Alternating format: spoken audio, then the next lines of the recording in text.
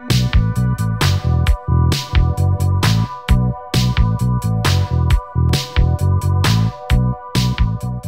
right, welcome to my session, IoT from Zero to Hero for web developers.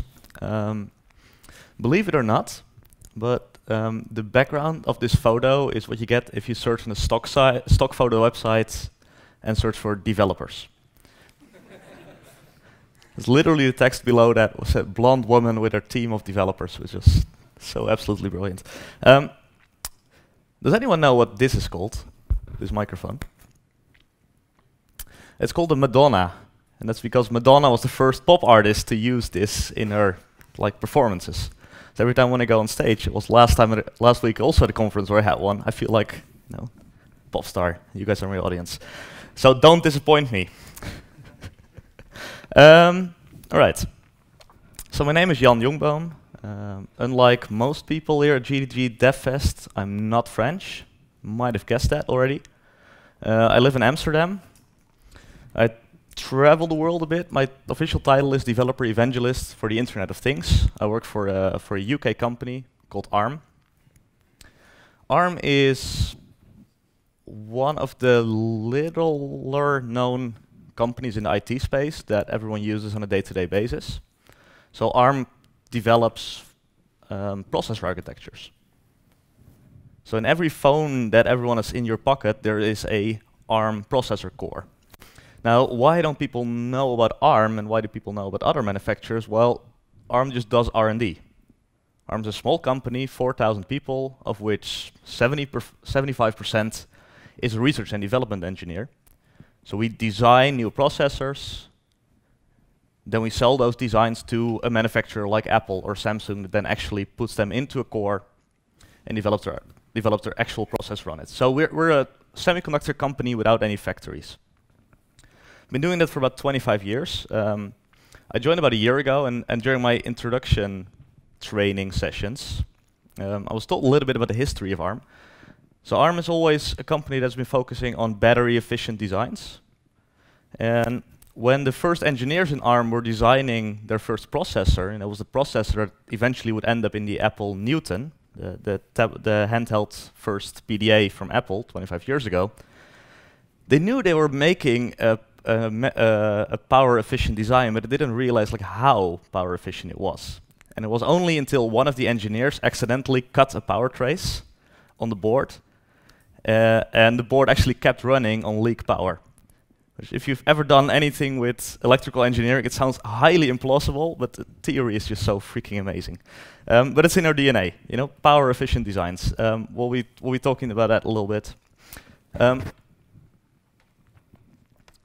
I come from a web background, so I'm doing a lot of embedded engineering right now. But I come from a web background. I used to be a Google developer expert for web, but I resigned. And before I joined ARM, I worked in Telenor, which is a big telco, headquartered in Norway, but with 200 million subscribers all around the world. And in Telenor, I worked on Firefox OS, the mobile operating system from Mozilla, together with a lot of colleagues here in Paris. Which is insanely fun. We're trying to push the boundaries of what the web can do to poorer regions. When I joined the Firefox OS project, our whole idea was to build a phone for $30 that we can then sell in Bangladesh and actually change some lives. When we were actually done with the phone, it was not $30 but $40, and by then Android got cheap so fast that we didn't sell any, and our whole team was basically cancelled. But I still like to, I like to push stuff that's on the boundary of the web and physical devices, the boundary between a website or a web application and an actual physical device and embedded device. So that's what's fun to be here at DevFest, where there's a lot of people doing web development. If you've seen anyone have seen Francois Beaufort's talk yesterday, the Google guy, talking about what the web can do now, web Bluetooth, web USB, serial, etc. That excites me. We're pushing the web to be so much more, be a complete application platform that doesn't discriminate. So today we're going to talk a bit about that. We're going to show some of the stuff that is currently happening in the web development world, but mostly we're going to see how you can do Internet of Things from a web developer standpoint. And not the shitty Internet of Things of, oh, just take this super expensive computer that runs on 1 gigahertz, plug a battery in it, and put it somewhere. No, actual proper IoT development on a $2 microcontroller. How that changes stuff and how we can interact with those devices. But first, some background. This is you. You know, as developers, and you know, I'm part of that group, we're really focused on what's happening on devices, right? I mean, we can talk for hours at a conference like this about optimizing performance or maybe getting data out of the sensors in that device. But in the end, all the user interfaces that we're designing are focused on people holding a screen in front of them. And if we're going to think about how computing should proceed, we should start looking at the outside world. There's a lot more to see in the world than what's happening on this little screen. And we'll call that a bit, I mean, the Internet of Things is about that. And I don't really like the Internet of Things term. I think a lot more is that we need to make a transition in how we design software and how we design interfaces to go from an Internet of humans to an Internet of devices. You might think, okay, well, that sounds incredibly vague, Jan. I see people looking here and me, and let me show you some examples. If we think about the Internet of Things right now, we get like a little bit of a bad taste in our mouth, and that's mostly because we've seen a lot of consumer products. Very shitty consumer products, I may say. Like, this is my favorite Twitter account, the Internet of Shit. It is full of examples of incredibly silly things where people just took an ordinary device, slapped a chip on it, and then sold it as a smart device. Here's one of my favorites, the smart toaster. This one might be even better. It is the TweetPea, because it's actually checking a diaper is harder than checking Twitter.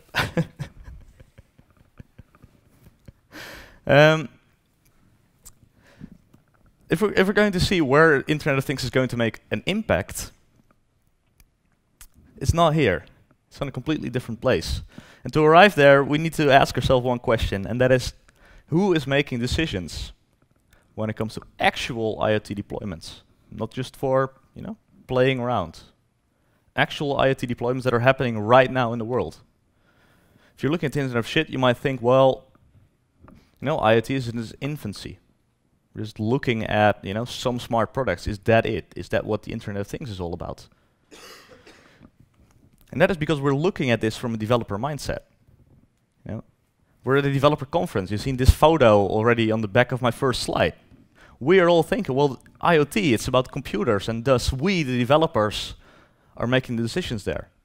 Deciding which products are we building, deciding how we do it. And it's not true. It's not developers. If we look at where actual development in the IoT space is currently happening, where there's actually money to be made with IoT, and where it's having an impact on the world, that's not being driven by developers. That's driven by the people in your boardrooms. As you can see from the last two photos, I bought an account for a stock photo website. So here's an actual real-life example of how IoT is currently having an impact in a business, and it's the business where I used to work. It's Telenor. When I was hired by Telenor, like after they shut down the Firefox OS project, they asked me if I wanted to do IoT. Well, technically, they didn't ask me if I wanted to do IoT. They came to me with a problem case. A problem case which says, well, we're a big telco, and in Norway alone, we have 4,000 buildings.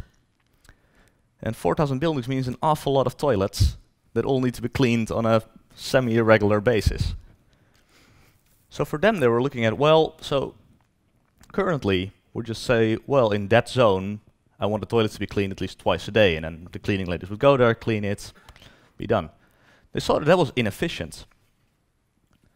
They said, well, Jan, do you think that if we have like actual insight in real-ish time. It doesn't have to be real time, but more or less insight in which zones the toilets are being used regularly on a certain day.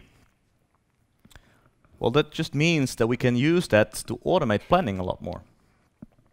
That means you can say, well, if a complete department is on sales training, we don't have to clean those toilets that day. In general, it's just a cost measurement. It's about optimizing cost. This is the use case that it came from me. They didn't come to me and say, well, Jan, hey, we want to deploy 20,000 sensors around our campus and do this IoT big data thing. No, they came with me with a tangible request and say, well, people in Norway are crazily expensive. Norway, probably the most expensive country in the world. Do you think that by using sensors or smart stuff, we can actually optimize that cost? All because the only other way of cleaning costs when you're doing toilets is by doing it yourself. So that's where it came from. And that was the first IoT project in Telenor. That's the moment that we realized, okay, this is cool. We can actually make money. We have budget because the people high up in the organization realized that it's a cost-saving measurement for them. We started building a telco scale IoT network for smart devices based on this use case. I bought 2 base stations, just climbed on the roof of the Telenor building, installed them, and then we opened up the network for everyone else in Oslo. That's how we started our IoT network with Telenor. So if you want to think about like actual IoT, so this is going to be the end of my philosophical part, and then we're going to talk tech again. If we're thinking about IoT, we shouldn't be thinking about smart toasters. We shouldn't be thinking about sensors. The combination of those two, the combination of sensors on one end and data intelligence on the other end, building systems where many, many sensors can feed data into a system, then can autonomously make a decision based on the data, send a cleaning lady at some place. Because the system decided that that is the Internet of Things. It's more than devices, it's sensors plus data intelligence. Right, so philosophical part, that's it. If there's one thing you take away from this session, please be this. So let's take a step back, because before we can build millions of devices, we'll need to build, well, one. So when you want to get started on IoT development, there's 3 problems which you're basically going to run into. Well, the first one, how to build smart devices, because as a web developer, the constraints for these devices are completely different. For example, the battery efficiency or the budget that you have to work with to run these devices years on a battery is completely different. It's a completely different programming paradigm that we might get used to. They have to be low cost, so we want to use as little processing power as possible. So, you know, it's completely different from the way that we're currently doing stuff on the web, where it's like, well, you know, this small animation doesn't run on 60 frames per second. Well, it's probably the fault of the browser, right? You have no one else to blame if you're if you're doing embedded devices. So how can we do that more efficiently? And then, well, let's say that we have a device that sits around somewhere that we built. How can we discover that? If this meeting room would be smart and could automatically tell how many people were in this room, had controls to control the lighting individually, how would I even know that that existed in this place? And then the last time is, how do I interact with devices? Because we're not ready to build a completely autonomous system, or maybe we will after 40 minutes, but we want to get humans to interact with these devices first. So these are the 3 problems that we're going to detect, or we're going to go over. And the first one is discovering devices. As said, if there's probably in this room alone, there's 100 people or something in the room. There's probably 200 smart devices right now, right here. I mean, most of them are personal, I can't interact with them. But maybe some of them are smart. Maybe there's a smart light somewhere sitting here. Maybe the meeting room itself, I mean, the meeting room itself is a little bit of smart because we have this QR code sitting on the back, which allows you to rate the current session. Google decided, it's a Google project where a couple of smart people decided, well, so how can we find stuff around us that's relatively smart? How can we augment the space around us to give us more information about what's happening in the physical world? They started a project called Physical Web with the tagline, walk up and use anything. Their idea for that is that in essence, every object should be able to send out a URL wherever you are. A meeting room might send out a URL to go to the rating form for my session, which you also give like 5 stars, of course. A bus stop can send out a bus schedule. A movie poster can send out, a URL where you can buy the tickets. This started already 6 years ago, because you might have not heard the term physical web before that. But I know that the term internally in Google was coined about 6 years ago by Scott Jensen, who had this idea in mind. No idea how to achieve it back then. It was just an idea. Currently, the physical web is implemented over Bluetooth Low Energy beacons. Bluetooth Low Energy beacons, you stick them somewhere, and they beacon. They can send out something. 31 bytes per packet. If you do it 1 packet per second, you can run it 7 years on an AA battery, so it's nice, super efficient. And when this came along, people in Google said, well, hey, shit, BLE beacons are suddenly happening. Apple is doing it with the IBeacon standard. But why not embed those URLs into those Bluetooth packets? So they started a thing called the Eddystone protocol. Won't talk too much about it, but it basically takes a Bluetooth Low Energy beacon, exactly the same one as you would get as an IBeacon. So there's no difference between an Eddystone beacon and an IBeacon. The actual hardware is exactly the same. It's just the software that differs. And say, well, we're going to encode a URL in it. We got 31 bytes, so we encode the URL in it, and that's how we can augment every object by just slapping a beacon on the side. How that works in practice, let's say I have a movie poster of another Matt Damon rescue mission. Done about 7 in the last 10 years, so sounds about right. I slap a beacon on there, or I integrate the chip in the movie poster. It's then broadcasting every second. It's a one-way data channel, just beep, beep, beep. There's no way you can get back to it. And it just gives me a link to the local cinema with a link to the movie, and from there I can either buy tickets or look at the schedule or anything like that. It's very straightforward. It's a very simple concept. It's like a QR code, but then one that you can read from 50 meters away. From there, URLs will pop up in your home screen or pop up in the Chrome app. I say, well, there's physical pages nearby, and it shows a link to the physical web beacon that you have here. This stuff is happening. It's in Chrome for Android on stable right now, and it's coming to Chrome it's in Chrome for iOS if you enable location services. Opera has adopted it. Mozilla had a working branch about a year and a half ago, but nothing has happened ever since, so no idea what they're doing. And with Safari, you'll never know, because Apple never publishes a timeline of stuff that's going to happen in the future. So this is about the browser adoption. If you have an Android phone, if you have an iOS phone and you run Chrome, you can use physical web straight away. Even if you currently pull your phone out and you search for physical web beacons around you, you'll find one because the room is already augmented with one. These things are really cheap.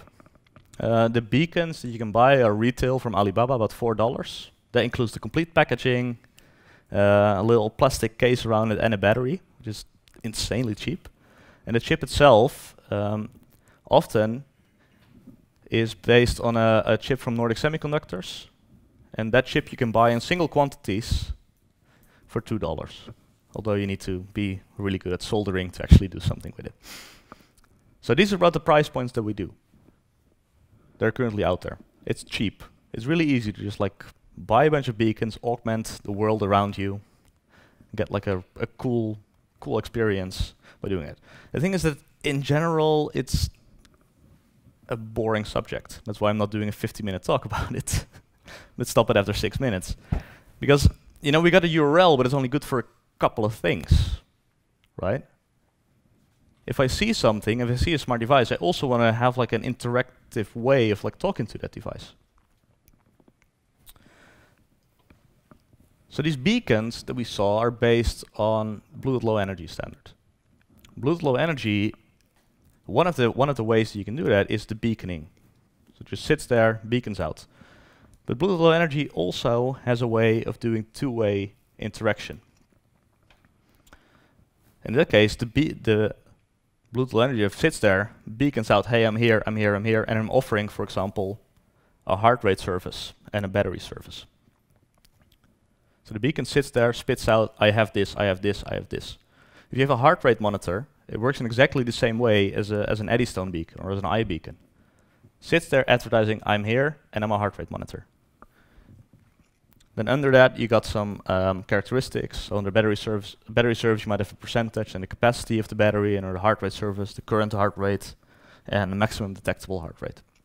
So how this works is you have your phone, search, sees a heart rate monitor, clicks, then it connects, and then I can read the current heart rate. So the technology is the same, the hardware is the same. Every Bluetooth Low Energy device has exactly the same hardware in it as a beacon, but it's two different modes. If you look at, for example, the Rolling Spider, the little mini drones from Parrot, they use that as well. So they have a beaconing function saying, hey, I'm a Rolling Spider drone, I'm sitting here. You connect to it, then there's a flying surface, and then you can set the direction and the height characteristics, then it starts flying. To debug that, we have a tool called NRF Connect, which is available for Android and iOS, which allows you to inspect any Bluetooth device, see what it's advertising, connect to it, and start playing with it. So if you have a Parrot drone, you can just use NRF Connect to fly it instead of their normal application, because it's all standard. How this works is, well, I see the device, I connect to it, I see a heart rate surface, I can subscribe to the heart rate, and now it like gives me fake 160, 170, 180 BPM sending out. Pretty straightforward. Now why is this interesting, especially in combination with physical web? And that's because Google is now adding web Bluetooth support, so the ability to read to those characteristics straight from the browser. This is currently in Chrome for Android behind the flag. It will come in stable Chrome for Android in January, so then everyone can use it. They're currently working on OS X ports, and they're working on a Windows port. And all of a sudden we can do way more interesting things. We can connect to a device. What I have here is, I have a device sitting there, I click, go Bluetooth, I pair with it, and I can read and write data to that. Combine that with physical web, and all of a sudden we have a combination of discovering devices, Bluetooth Low Energy devices around us. We go to a web page, that web page then connects to that device, and we can actually interact with it. So this is how it works with one of the Parrot drones. So this is running on Firefox OS about 1.5 years ago, was the work that we were doing back then. So I click on my home screen, I find the meeting room that I'm standing in, and I find a drone. The drone takes me to a web page. And on the web page we have a web Bluetooth application that connects to the drone. And from there, when I click on takeoff button, immediately starts flying. In 10 seconds, I went from discovering a smart device to interacting with a smart device. No longer like, oh shit, what is the manufacturer? What app do I need for this? No, in 10 seconds, bam, discover, interact with it, super cool. There's also a flip button on the... I didn't realize you had to take the wheels off before you did that, because then did happen. But look at that incredibly powerful concept. It's so cool. I mean, we can just few devices around us and interact with them. Super fast, super. For the user, this feels natural. Like, fuck app stores. No, this is like how we want to interact with our smart devices around us. Cut out the fuck app stores. All right, so we've seen discovery, we've seen interaction, but it's all about devices that we see around us. So let's talk a bit about programming devices. Building these devices, actually.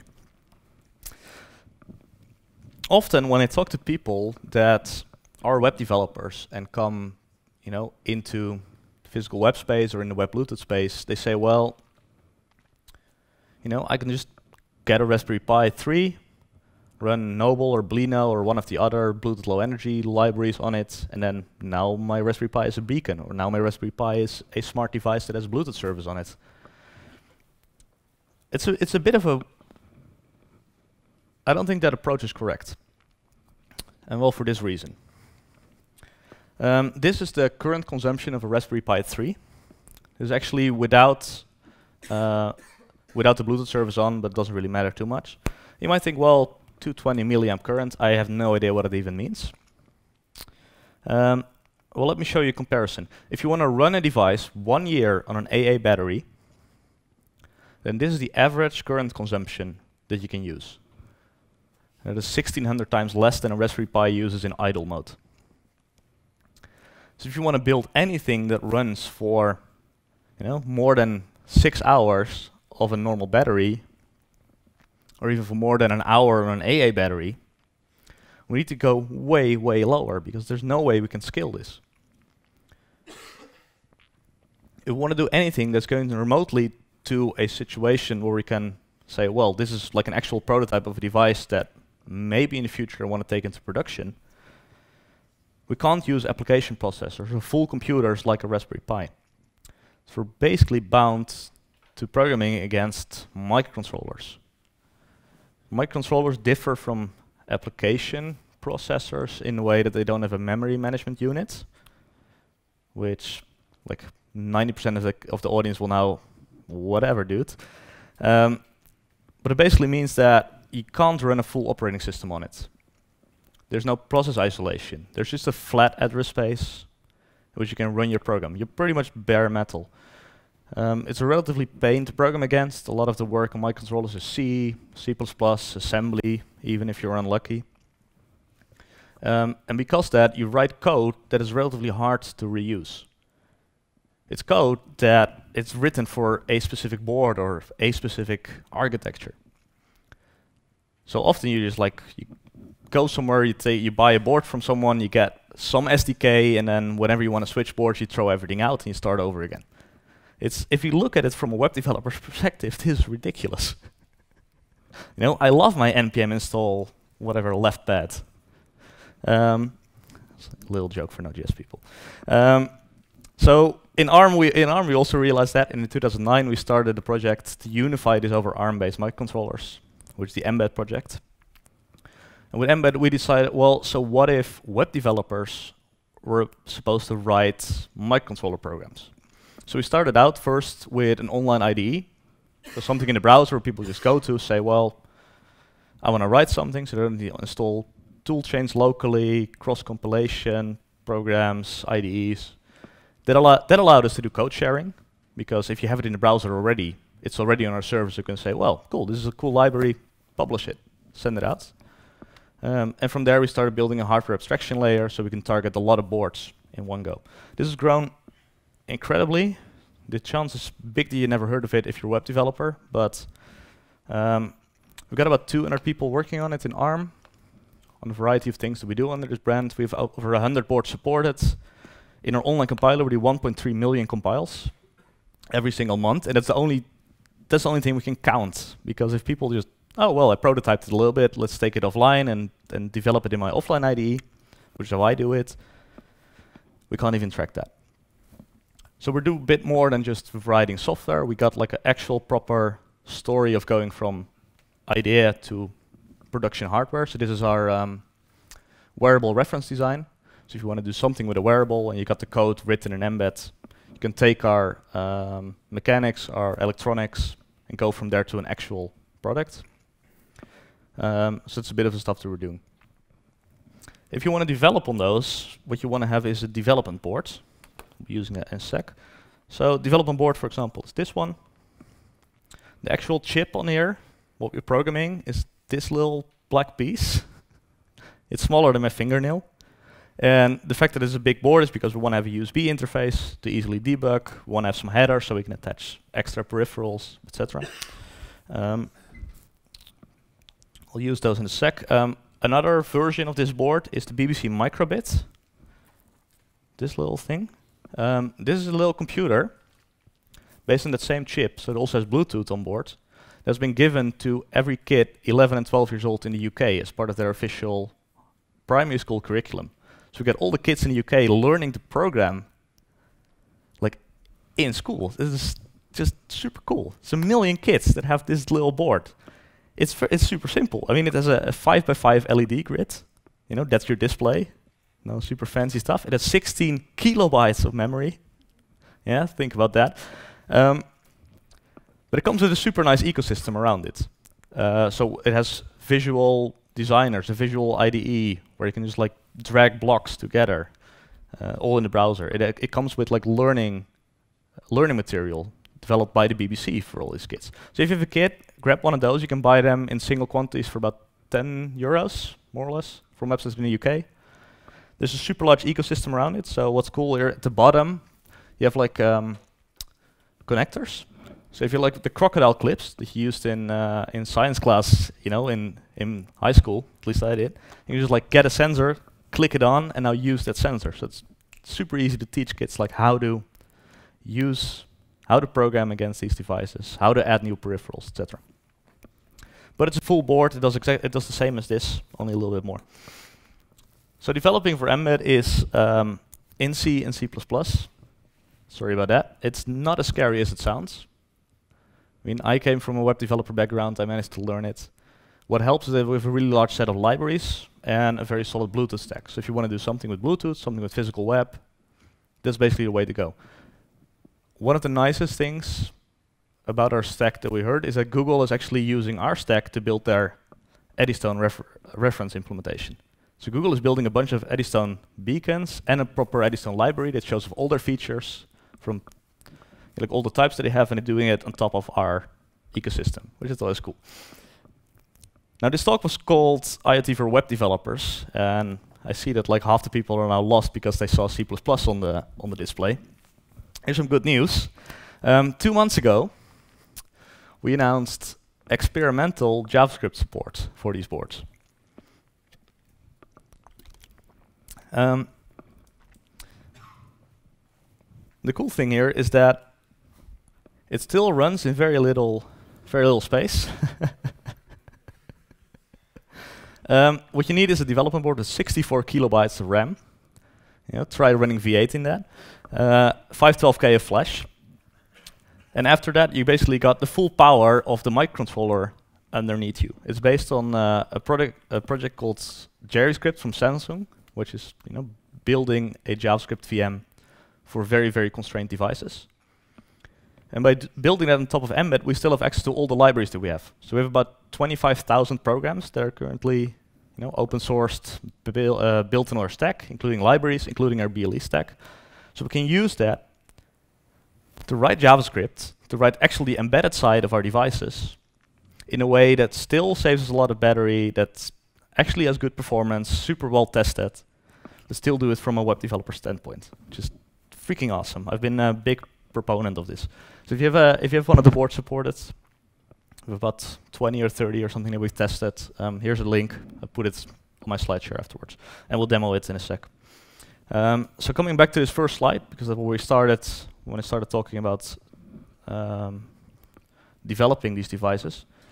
Raspberry Pi 220 milliamps. The budget that we have to work with is 0.137 milliamps average current. An Mbed 5 beacon broadcasting an Eddystone URL. This is why you want a microcontroller.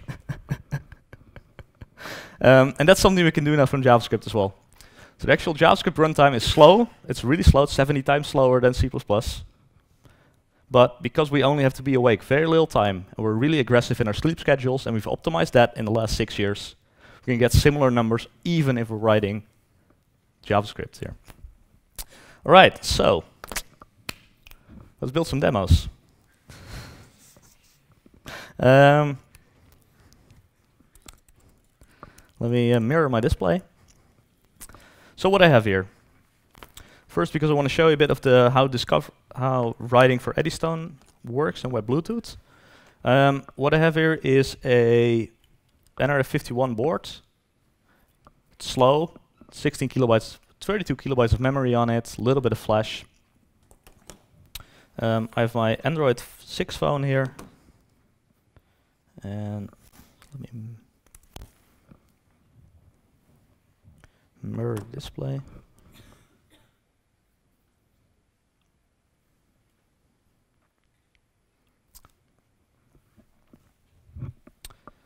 All right. Okay, so first we need to write some software. As said, Google has their own Eddystone library that runs on embed. So if I open my IDE, show you a little bit how it looks. Is this visible from the back? Should it go bigger? Good. All right. It's a library, so a lot of stuff we've already done. So in general, what I can say is, well, I set a URL. In this case, this URL points to a website that I control, in which I have an application running web Bluetooth. And then we're doing a trick, or basically doing dual mode BLE beacons. So by default, an Eddystone or an IBeacon is not connectable. It's made to just be a beacon. So send out, that's it. Send out, that's it. However, what we would like is that we can also connect to the same device over web Bluetooth. And for web Bluetooth, we need to say, well, there's a light surface with a characteristic where you can control the color of this light. So we need to send two things out. That's possible using the set. So we have also a name for a beacon, in this case light system. The actual important thing is that, well, when we get a write in, when someone writes to our beacon, then we set the color of the RGB LED. Basically how it boils down to. So when I plug this board in, the screen, what is cool is, it's a bit badly visible from the back, but the board mounts as a USB mass storage device. So you don't need a driver, it just mounts as a USB drive, and then when you have firmware, you can just drag it onto the drive, and then it flashes. So no weird programs needed, etc. So we got this already running. For the sake of time, I'm not gonna reflash the board. Okay.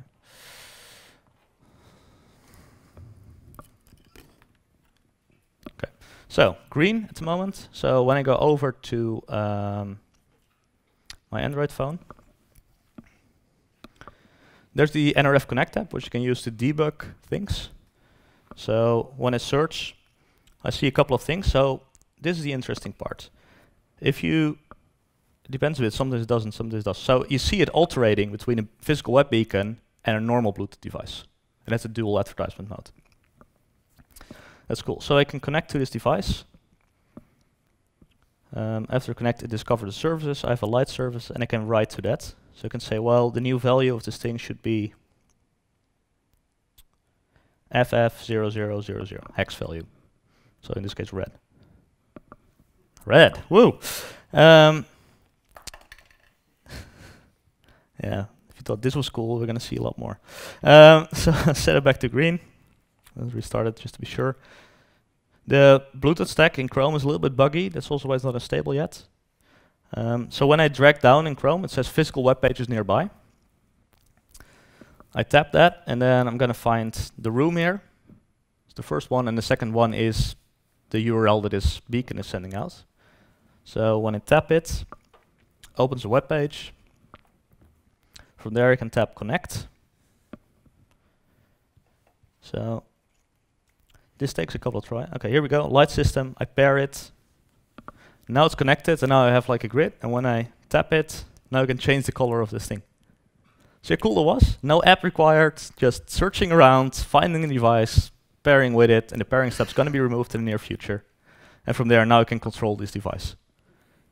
Super cool, right? Yeah, I see you smiling here at the front. This is how we can do it.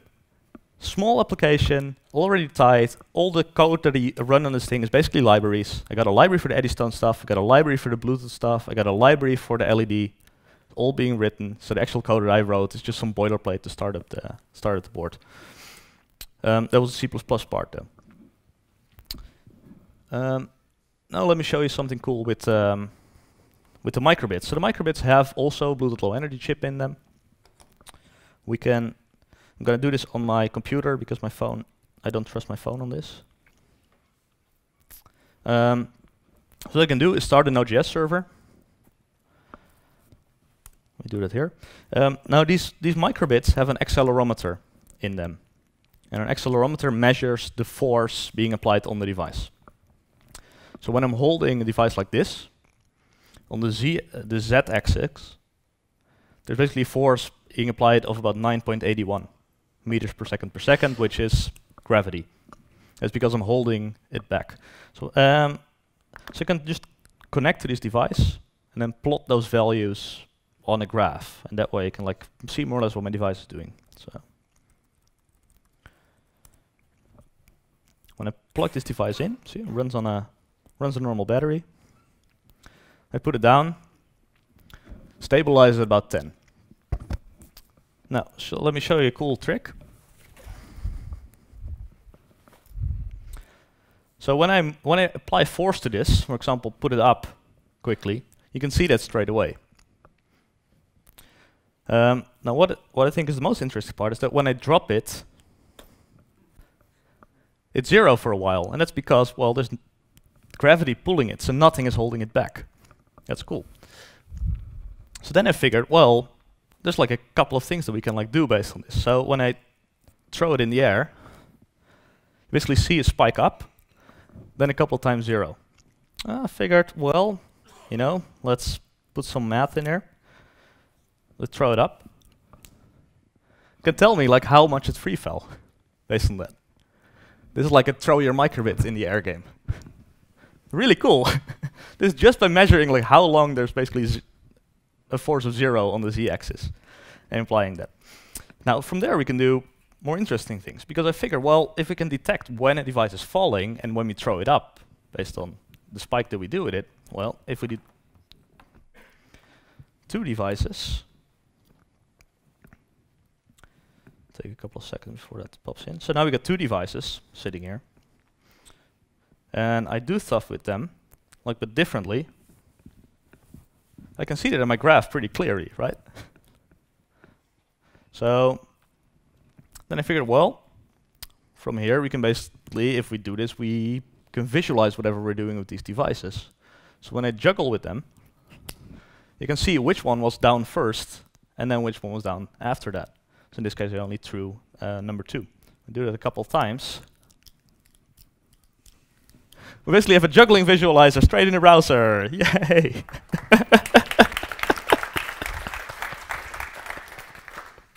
All right, so JavaScript on these things, because all of this was C++ on the device side. So I'm taking the different board, NRF52. It's a new version of the board that we used for this demo. This is powerful enough to run a full JavaScript engine. 64K of memory. So this is the JavaScript interface that we have. You see there's vars on a JavaScript, on a device like this. You want to be able to control the pins. So there's all these pins on the side, and that's where you add new peripherals. So one of the things that we can control is, for example, the built-in LED on LED 1, which is the one here in the right bottom corner, which is currently on. So let's write some code to actually control that. That's going to be all JavaScript. So as said, Bluetooth has services and characteristics. So I can create a new service. I give it an identifier, in this case 9870. Then I need to pass the characteristics in. So one of the characteristic that I'm interested in is one that's going to control whether the LED is on. So I can toggle that remotely. So I can say 9871. You can both read it and write it. And the size of this field is 1 byte, because it's going to hold either a 1 or a 0, that's all. And in this case I say letchar is my character, and then I can say, well, when someone updates. So you might see we don't do ES6.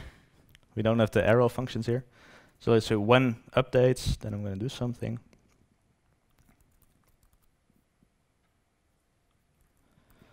I print something on the screen saying, well, the new value is either on or off.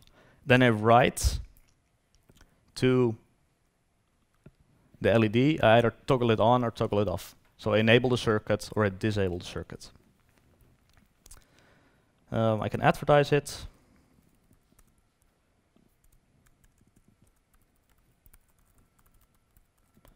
That's what it's. So the whole application, including application logic and controlling it, etc. It's about 35 lines of code if you remove the white space. From here, I can run gulp. You know, this is something JavaScript people would love.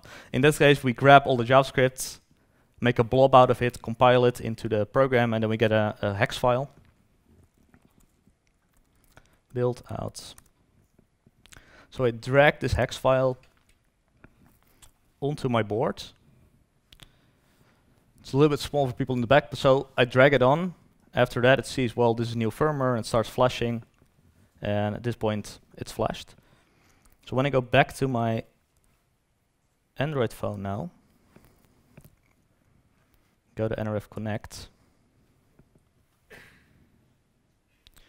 and scan, I will see, hopefully, my battery device popping by.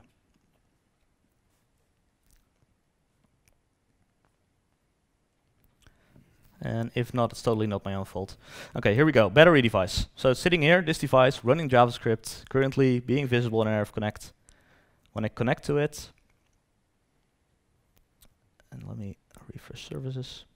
So now I have here the LED surface. And from there, I can write to it. So let me open serial monitor so we can see that.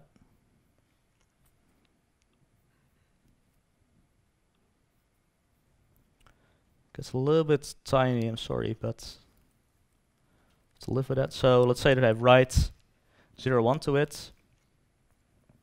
Oh. Okay, I don't know when my serial monitor is working. It's not working. So anyway, I write to it, LED will toggle. I can show you that in a second if you're coming to here on stage.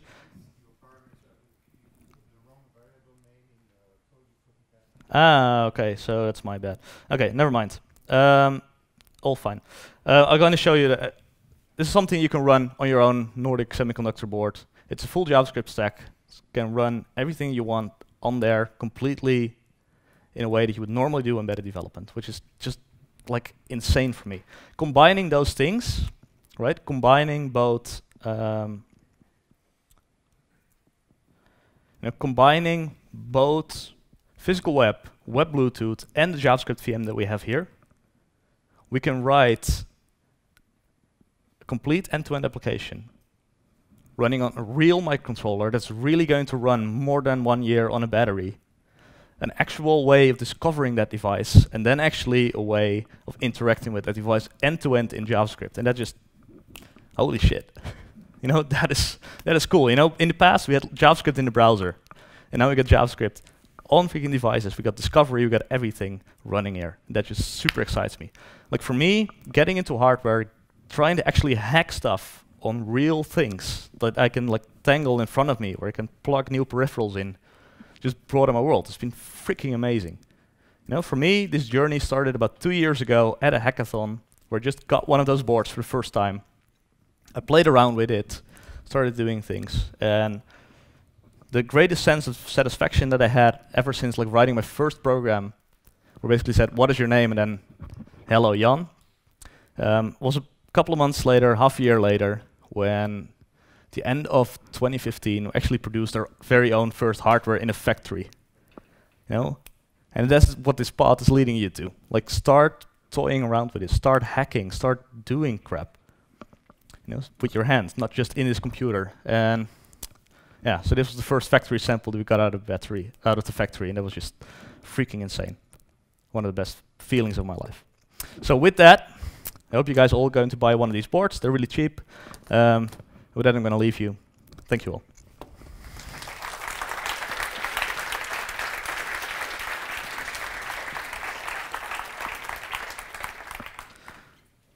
Um, 2 minutes, questions. I don't know if I'm allowed to. Anyone, questions? You guys all want to run to the next French-speaking session? That's all fine too.